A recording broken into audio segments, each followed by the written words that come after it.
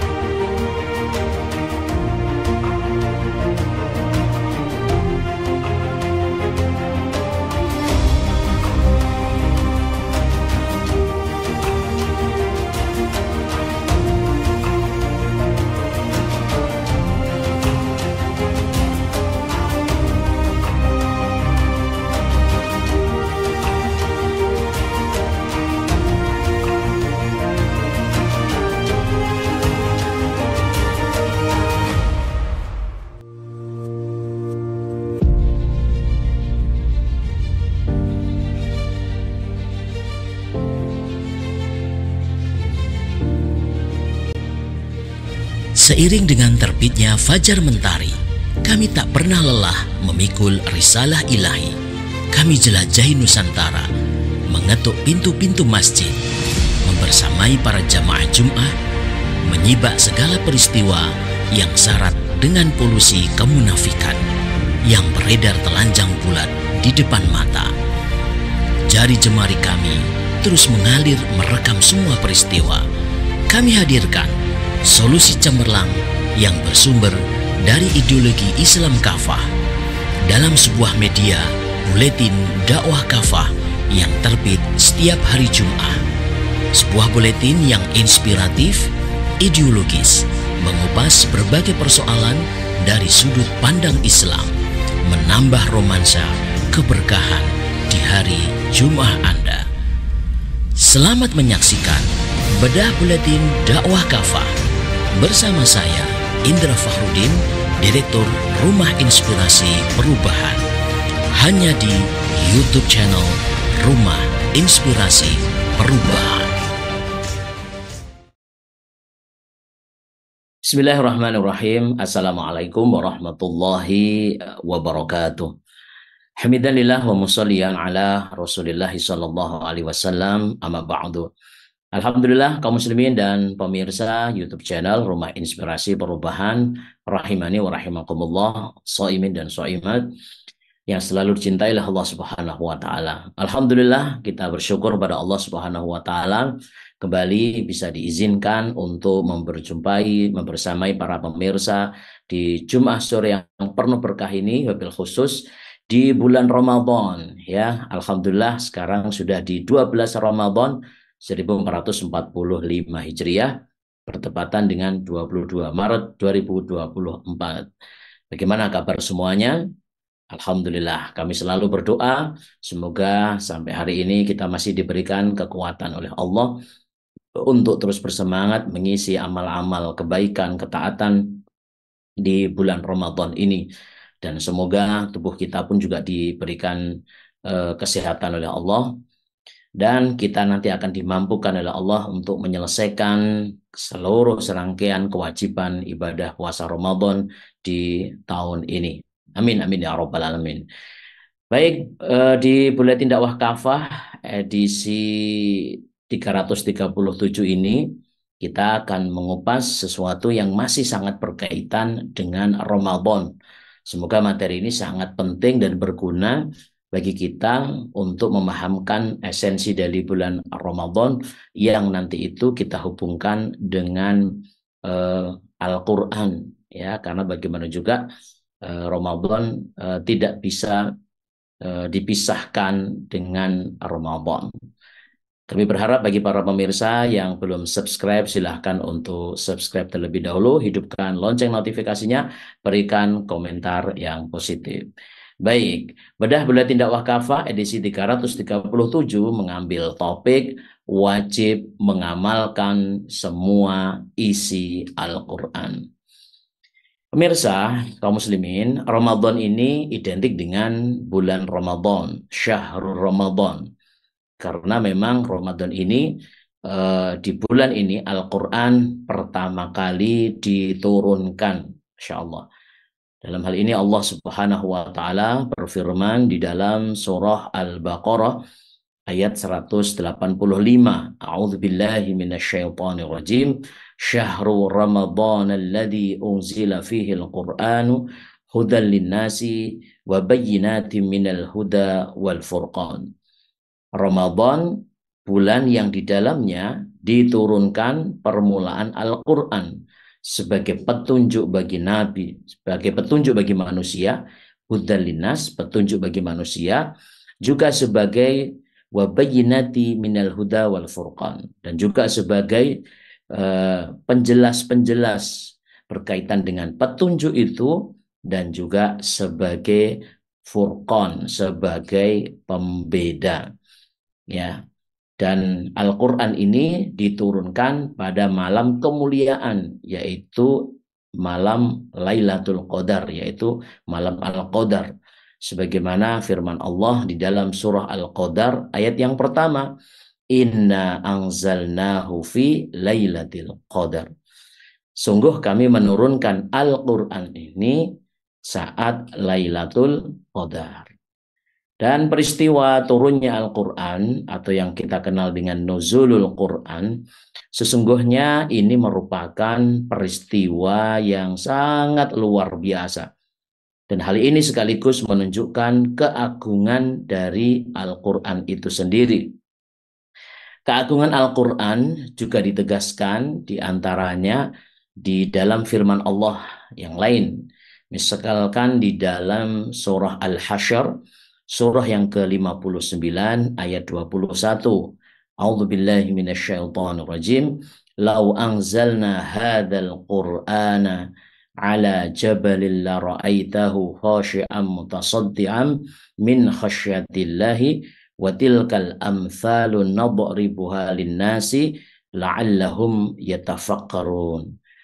Artinya, andai Al-Quran ini kami turunkan di atas gunung, kamu Muhammad pasti akan menyaksikan gunung itu tunduk dan terbelah karena takut kepada Allah, dan Allah memberikan perumpamaan ini untuk manusia agar mereka itu mau berpikir. Masya Allah, ayat ini begitu dahsyatnya ya.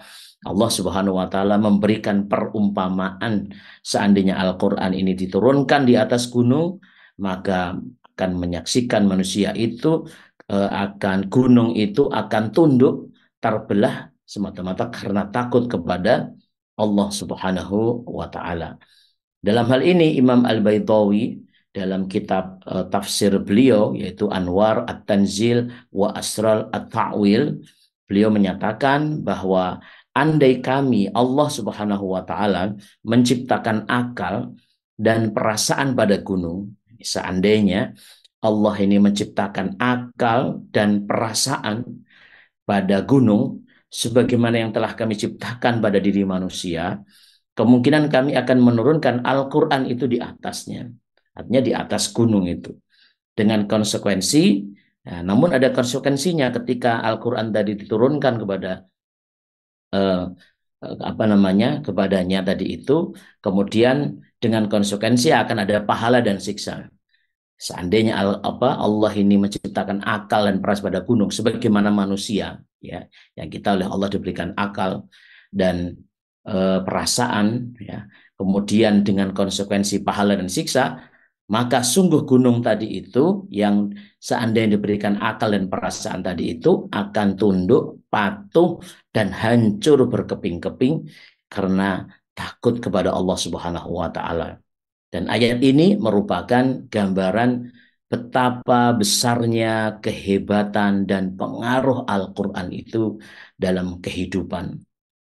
Dan juga menurut Abu Hayyan Al-Andalusi dalam kitab Bahrul Muhit, beliau tafsir Bahrul Muhit, ayat ini adalah celaan kepada manusia yang telah keras hatinya dan tidak terpengaruh perasaannya oleh Al-Quran.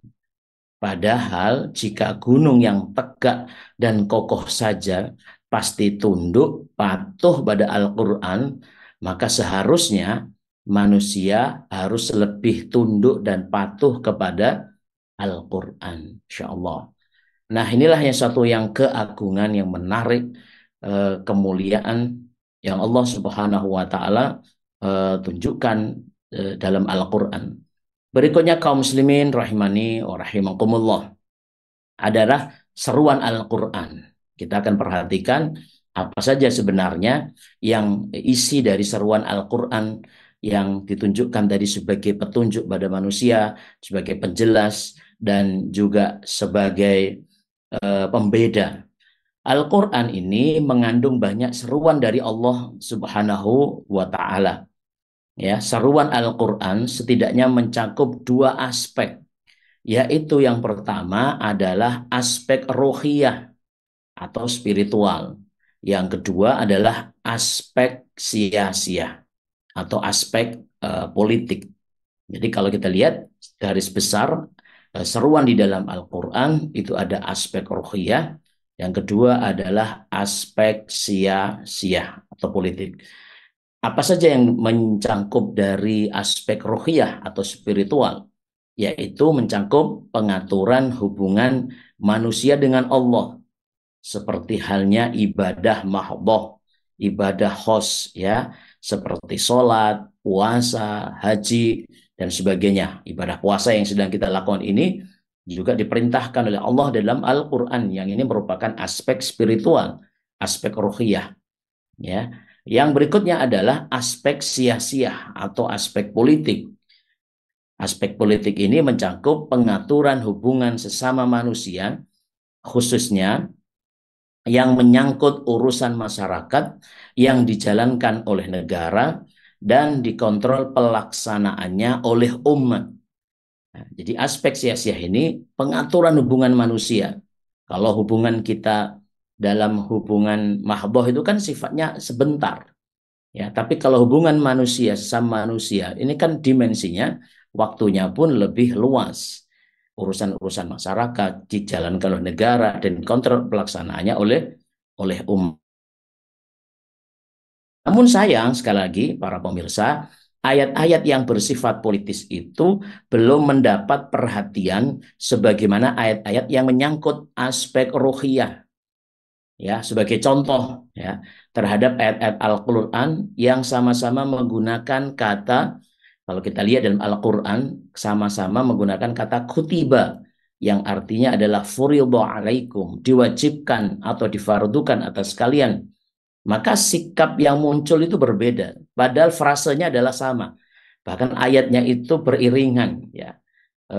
Di dalam surah Al-Baqarah itu. Misalkan ayat kutiba alaikumusiyam ya ayyuhalladzina amanu kutiba alaikumusiyam di dalam surah Al-Baqarah 183 yang notabene ini ayat ini bersifat ruhiyah dan bisa diterima kita ya, kita melaksanakan ibadah puasa karena perintah Allah ini diwajibkan atas kalian itu berpuasa. Namun kalau kita lihat dari sisi lain ayat yang lain ya, ayat sebelumnya di dalam surah Al-Baqarah ayat 178, ya ayyuhalladzina amanu kutiba alaikumul qisas fil qatla ila akhirih. Jadi diwajibkan atas kalian kisos ya dalam surah Al-Baqarah 178, atau juga kita bisa lihat di ayat setelahnya setelah ayat tentang puasa. Kutiba alaikumul qitlu wa huwa kurhulakum ila akhirih. Ya. Jadi diwajibkan atas kalian itu berperang dalam surah Al-Baqarah 216. Sama di sana menggunakan kata kutiba alaikum. Diwajibkan atas kalian, furidha alaikum. Namun yang notabene semua ayat ini, dua ayat ini adalah memang bersifat sia-sia, ya, bersifat politis. Faktanya sikapnya berbeda di masyarakat. Terjadi muncul sikap keberatan, penolakan, bahkan penentangan dengan beragam dalih. Apalagi ketika diserukan untuk diterapkan secara praktis. Maka memunculkan sikap diskriminatif, dan ini berujung kepada pengabaian sebagian dari ayat Al-Quran. Nah, kita akan lihat pemirsa, ada beberapa contoh lain dari ayat-ayat yang memiliki aspek politik di dalam Al-Quran, yang itu juga diabaikan sekarang ini. Ya, misalkan yang pertama, ayat-ayat yang memerintahkan untuk berhukum kepada hukum Allah. Sangat jelas, dan ini sering kita sampaikan di bedah buletin dakwah kafah ini. Misal di dalam surah An-Nisa ayat 65. A'udzubillahi minasyaitonirrajim. Fala warabbika la yu'minuna hatta yuhakkimuka fima syajara bainahum thumma la yajidu fi anfusihim harajan mimma qadaita wa yusallimu taslima. Maka demi Tuhanmu, mereka pada hakikatnya tidak beriman hingga mereka itu menjadikan kamu sebagai hakim dalam perkara yang mereka perselisihkan. Kemudian mereka tidak merasa keberatan dalam hati mereka atas putusan yang kamu berikan, dan mereka menerima putusan tersebut dengan sempurna. Wa yusallimu taslima. Ayat ini menarik sekali. Jadi menegaskan di dalam surah An-Nisa ayat 65 ini ada satu kewajiban untuk menjadikan Rasulullah SAW ini sebagai hakim, sebagai pemutus. Ya, ketika Rasulullah SAW sudah wafat, maka ayat ini bermakna wajib bagi siapapun untuk memutuskan perkara dengan hukum syariah yang beliau bawa. Sebaliknya, haram bagi siapapun untuk berhukum kepada tauhid, sebagaimana yang dinyatakan di dalam ayat sebelumnya. Ya, sangat jelas sekali dijelaskan. Maka menurut Imam Ibnu Qayyim Al-Jauzi rahimahullah taala dalam kitab I'lamul Muwaqqi'in, beliau menjelaskan berhukum pada selain syariah yang dibawa oleh Rasulullah SAW adalah termasuk berhukum kepada hukum tauhid. Ini jelas ya, bahasa tauhid ini juga bahasa yang dipakai di dalam Al-Quran. Jadi kalau tidak menerapkan aturan syariah, menerapkan aturan buatan manusia, ya itu menurut Imam Ibnu Qayyim disebut sebagai termasuk berhukum kepada hukum tauhid. Itu yang pertama, pemirsa, ayat-ayat yang banyak diacuhkan atau diabaikan. Yang kedua adalah ayat-ayat yang mengandung perintah untuk melakukan dakwah dan amar ma'ruf nahi mungkar. Ya, sebagaimana di dalam surah Ali Imran ayat 104. A'udzubillahi minasyaitonirrajim. Wal takum minkum ummatun yad'una ilal khairi wa ya'muruna bil ma'rufi wa yanhauna 'anil munkari wa ulaika humul muflihun. Artinya hendaklah ada di antara kalian ini segolongan umat yang menyerukan kepada kebaikan, al-khair, yakni bermakna Islam, dan melakukan amar ma'ruf nahi mungkar. Mereka itulah kaum yang beruntung. Nah, jadi dari ayat ini merupakan perintah untuk melakukan dakwah dan melakukan amar ma'ruf nahi mungkar, tentu ditujukan kepada siapa saja, termasuk kepada para penguasa. Dan juga ayat ini oleh para mufassir lain juga ditujukan bagaimana dakwah bukan hanya sekedar secara individu, tetapi juga secara berkelompok, dan juga menjadi panduan bagaimana sebenarnya membangun aktivitas berkelompok itu secara syar'i. Harus menyeru kepada Islam, dan harus melakukan dua aktivitas utama, yaitu amar ma'ruf nahi mungkar. Bahkan dakwah dan amar ma'ruf nahi mungkar yang ditujukan kepada penguasa ini disebut sebagai afdhalul jihad, jihad yang paling utama. Demikian yang disabdakan oleh baginda Rasulullah SAW Di dalam hadis riwayat Imam Abu Dawud dan Imam At-Tirmidzi, afdhalul jihadi kalimatil adlin inda sultanin jair. Jadi jihad yang paling utama adalah menyampaikan kebenaran di hadapan penguasa yang zalim. Dan dakwah dan amar ma'ruf nahi mungkar yang ditujukan kepada penguasa ini jelas merupakan aktivitas politik, bahkan merupakan aktivitas politik yang paling utama. Pasalnya, baik buruknya keadaan masyarakat ini bergantung pada baik buruknya penguasa mereka. Kondisi masyarakat itu baik buruk tergantung dari penguasanya, baik atau buruk. Baik. Baik pemirsa, kita lanjutkan. Yang ketiga adalah ayat-ayat yang berkaitan dengan sistem ekonomi, seperti distribusi kekayaan secara adil, larangan riba, dan sebagainya. Ini Masya Allah. Di Al-Quran ini membahas dari seluruh aspek kehidupan. Dan salah satu salah tiganya dari ayat yang banyak diabaikan itu adalah berkaitan dengan sistem ekonomi ini, padahal ini menyangkut jantung kehidupan sebuah masyarakat juga, sebagaimana firman Allah di dalam surah Al-Hasyr ayat yang ke-7, kaila yakuna dzulatan bainal aghniya'i minkum, supaya harta itu jangan hanya beredar di antara orang-orang kaya saja di antara kalian. Begitu juga dengan firman Allah di dalam surah Al-Baqarah ayat 278. A'udzubillahi minasyaitonirrajim. Ya ayyuhalladzina amanu taqullaha wa dharu ma baqiya minar riba in kuntum mu'minin. Wahai orang-orang yang beriman, bertakwalah kalian kepada Allah dan tinggalkan sisa-sisa riba jika kalian merupakan kaum mukminin. Jadi ayat ini yang pertama adalah harus ada ayat menjelaskan distribusi kekayaan, jangan hanya berputar pada segelintir orang, dan ini faktanya dapat banget kita. Itulah fenomena bagaimana dalam sistem demokrasi ini justru menyuburkan munculnya tata kelola yang dikuasai oleh oligarki, yaitu satu kekuasaan yang hanya dikuasai oleh segelintir orang saja, dan mereka ini menentukan berbagai macam kebijakan-kebijakan strategis. Jadi apa yang dinamakan demokrasi secara faktual, secara empiris itu sebenarnya adalah ilusi. Justru yang terjadi bukan demos keratos tetapi adalah oligarki.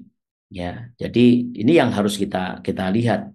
Kedaulatan yang mereka gadang-gadang kedaulatan di tangan rakyat, tetapi persoalannya rakyat siapa? Nah, ternyata rakyat ini bukan rakyat semuanya, ya, tetapi rakyat yang rakyat elit yang mereka itu memegang kunci-kunci kendali itu, sehingga ekonomi kita, kekayaan kita hanya berputar pada itu-itu saja, dan mereka menguasai sektor-sektor yang sangat vital dalam konteks ekonomi kita.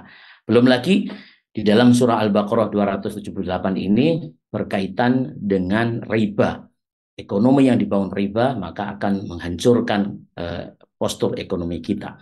Nah, pemirsa, ayat-ayat yang sudah kita sebutkan ini, dan tentu juga masih banyak ayat yang lainnya, ini termasuk ke dalam aspek politik.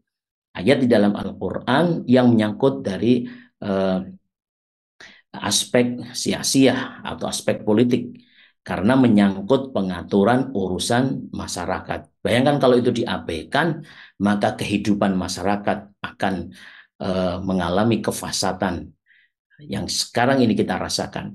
Maka kita bahas di pembahasan sub berikutnya, maka dosa besar kalau kita itu mencampakkan Al-Quran.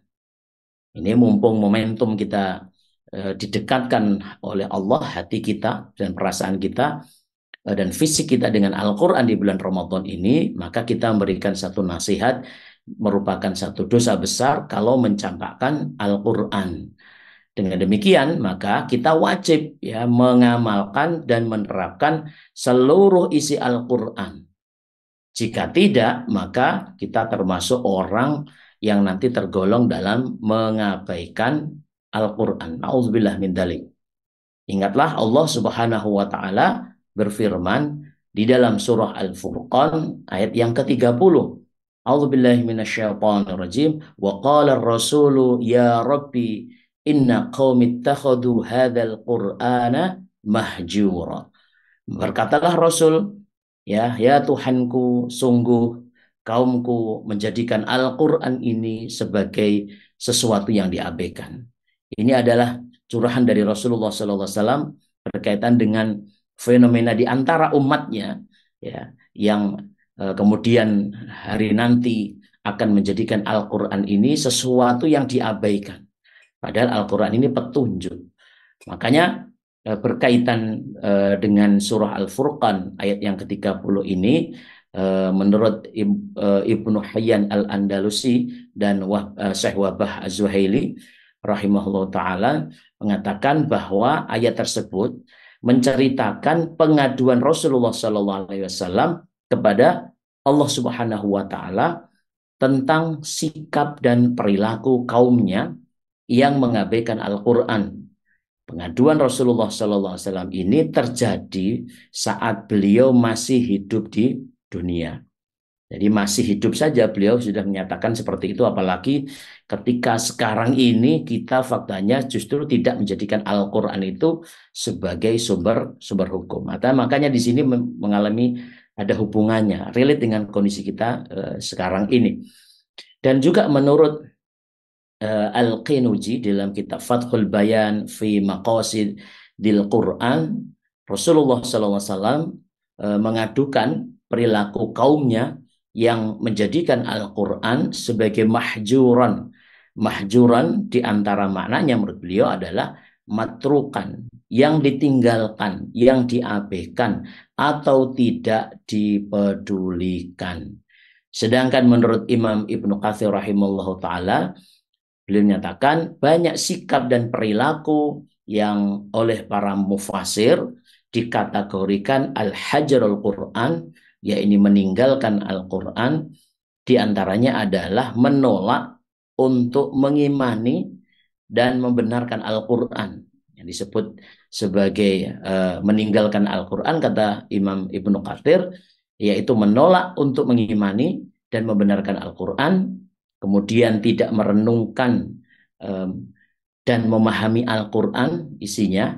Yang berikutnya tidak mengamalkan dan mematuhi perintah dan larangan Al-Quran, serta berpaling dari Al-Quran, kemudian berpaling pada yang lain, baik berupa syair, nyanyian, permainan, ucapan, atau thariqah yang diambil dari selain Al-Quran. Nah, ini hati-hati kalau kita itu tidak akrab dengan Al-Quran, justru akrab dengan selain Al-Quran.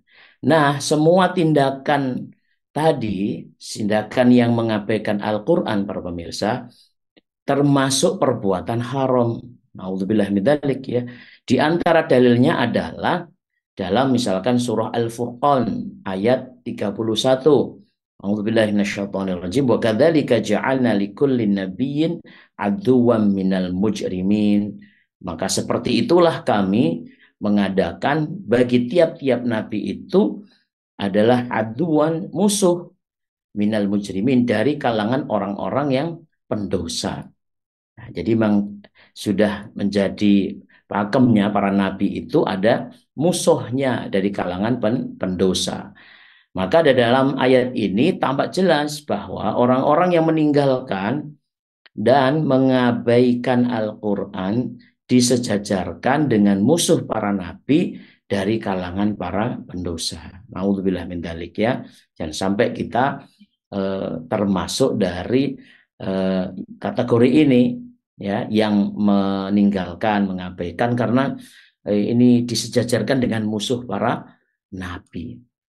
Oleh sebab itu, poin terakhir yang ingin kita sampaikan di dalam bedah buletin dakwah Kafah sore ini, maka dari rangkaian yang kita pahami tadi itu, kita itu secara thariqah, ya, bagaimana cara mengaplikasikan semua apa yang kita sampaikan, gagasan tadi itu, maka kita butuh yang namanya negara.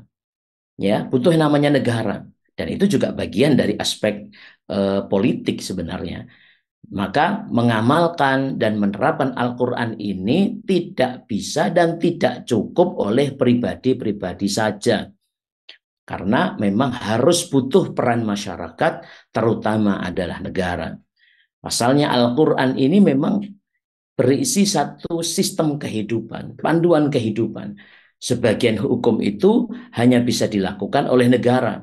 Semisal hukum-hukum yang berkaitan dengan pemerintahan, kekuasaan, ekonomi, sosial, pendidikan, dan politik luar negeri. Maka apa yang kita sampaikan ini sifatnya publik. Ya, interaksi kita manusia dengan manusia yang lain yang ini mustahil kalau tidak ada negara. Termasuk juga pula hukum-hukum yang mengatur misalkan pemberian sanksi terhadap pelanggaran hukum syariah, pelaku kriminal ya, seperti hudud ya nanti, potong tangan, seperti potong tangan bagi para pencuri, hukum rajam bagi penzina, hukum kisos ya yang dihukum secara setara bagi para pembunuh ya. Maka hukum-hukum seperti ini, dan ini ada di dalam Al-Quran, tidak boleh dikerjakan oleh pribadi-pribadi.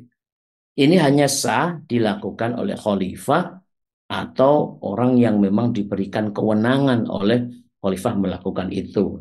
Ya, seorang qadhi, ya, seorang hakim yang syar'i. Ya, makanya ini dari ayat-ayat tersebut itu derivasinya itu ya dilalatul iltizamnya itu membutuhkan memang negara. Maka berdasarkan fakta ini, keberadaan negara Islam, yakni khilafah Islam ini merupakan sesuatu yang doruri, sangat penting. Tanpa khilafah Islam, mustahil semua ayat-ayat Al-Quran ini dapat diterapkan.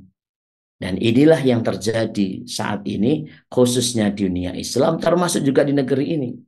Maka kita ingin menyampaikan kepada para pemirsa, para soimin dan soimat, siapapun panjenengan semuanya, ya sudah seharusnya Ramadan ini dijadikan momentum oleh kaum muslimin, terutama penguasa mereka, untuk mengamalkan dan menerapkan Al-Quran secara keseluruhan. Karena mereka lah sebenarnya para penguasa ini diberikan amanah itu. Dan terakhir, dalam lembar hikmah Bulan Tindak Wakafah ini, Rasulullah Shallallahu Alaihi Wasallam bersabda, "Tarku fikum amraini, lan tadillu ma tamassaktum bihima, kitaballahi wa sunnatan nabiyyihi."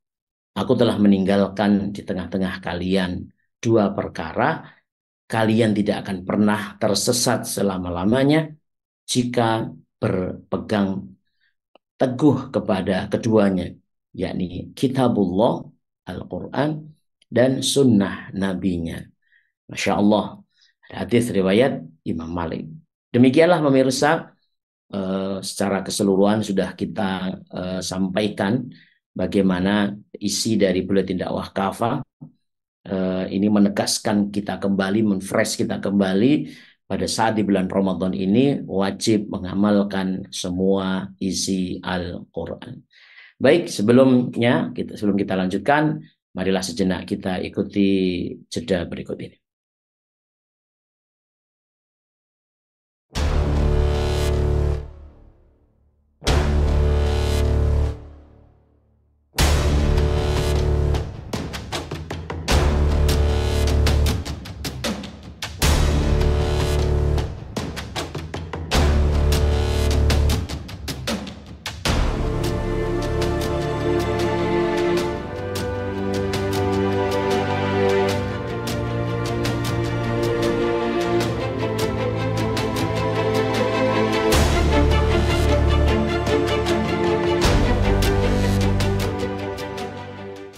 It is time to be one ummah.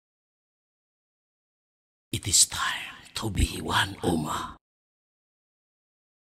Masya Allah, Alhamdulillah, jazakumullahu khairan ahsanal jaza. Kami aturkan kepada para pemirsa yang masih setia menemani Al-Fakir di Jumat sore yang penuh berkah ini sambil menunggu waktu berbuka ya, insya Allah. Tapi mungkin saudara-saudara kita yang ada di Indonesia Timur ini mungkin sudah mulai ya berbuka.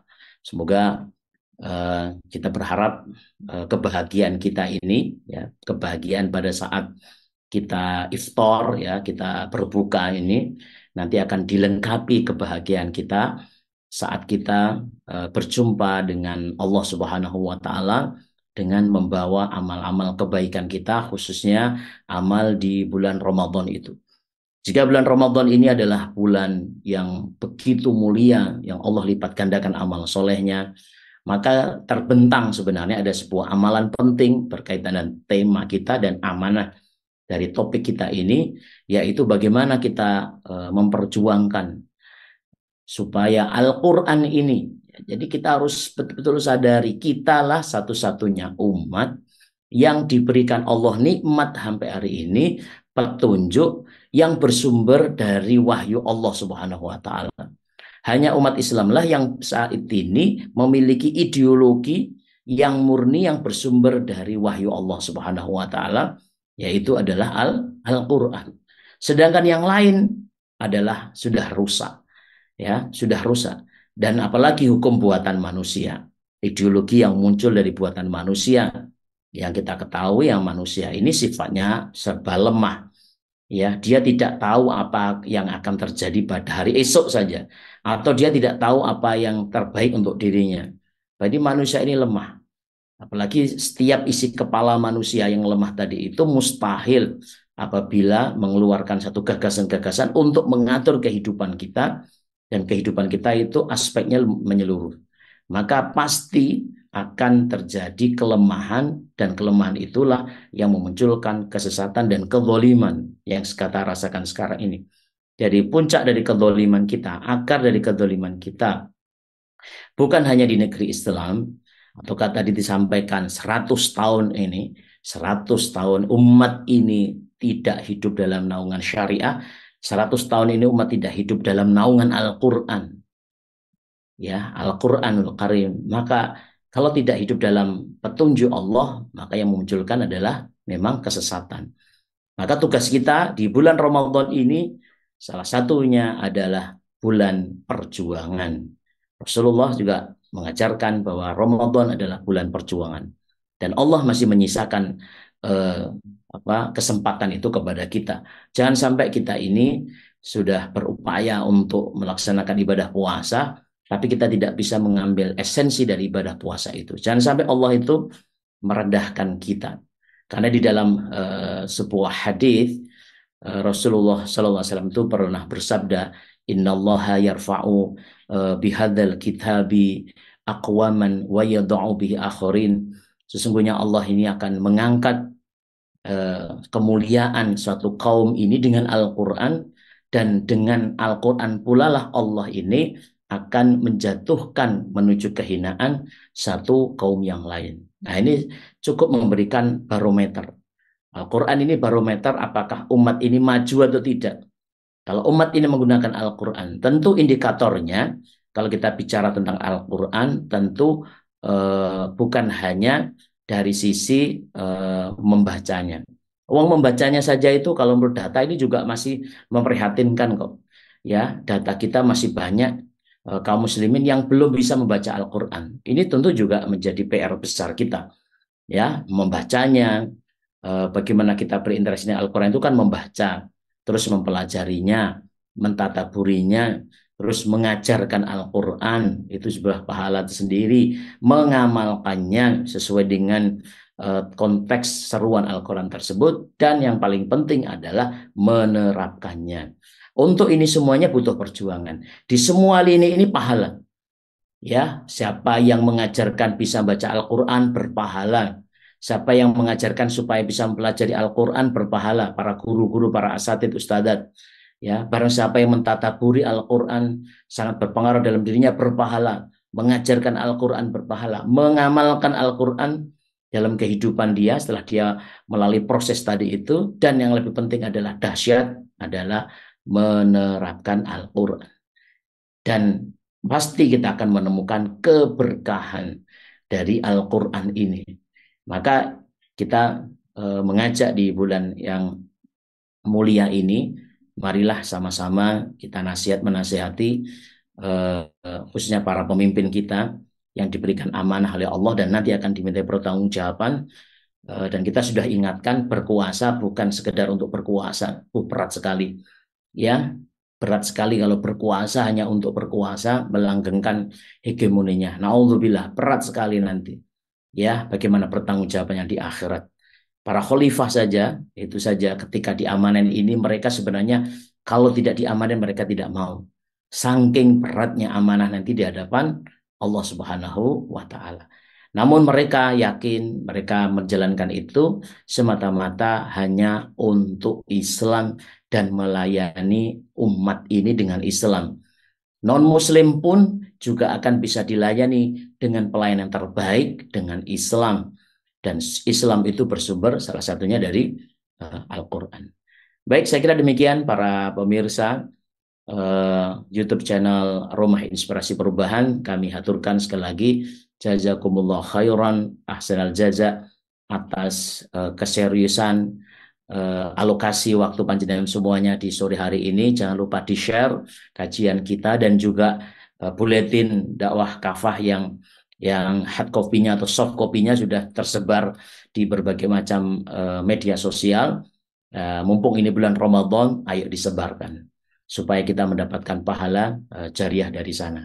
Al-Fakir mohon maaf kalau ada beberapa hal yang kurang. Semoga Allah bisa mempertemukan kita di Buletin Dakwah Kafah edisi berikutnya. Aqulu qawli hadza fastaghfiru li wa lakum innahu wal ghafurur rahim. Assalamualaikum warahmatullahi wabarakatuh.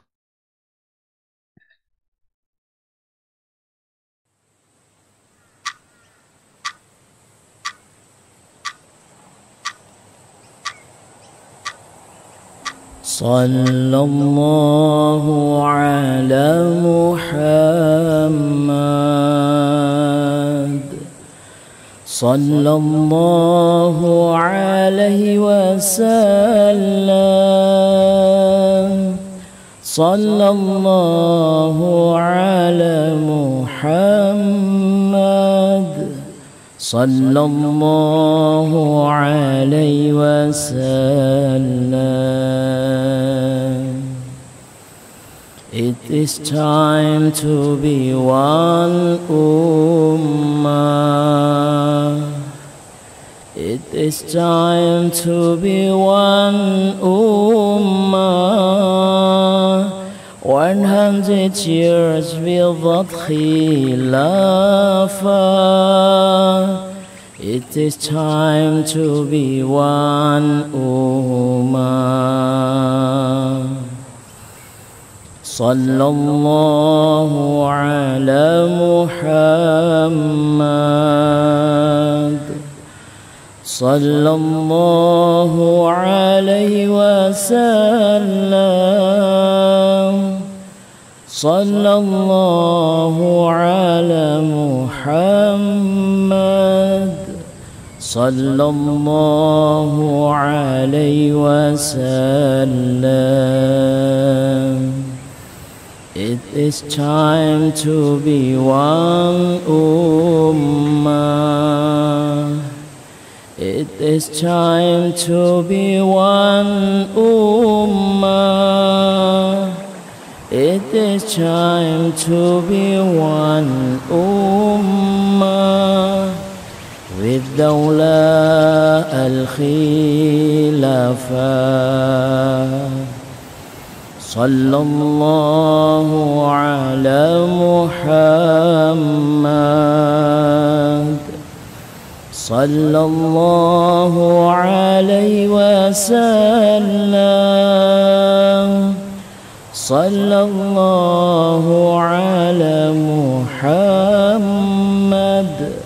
sallallahu alaihi wasallam.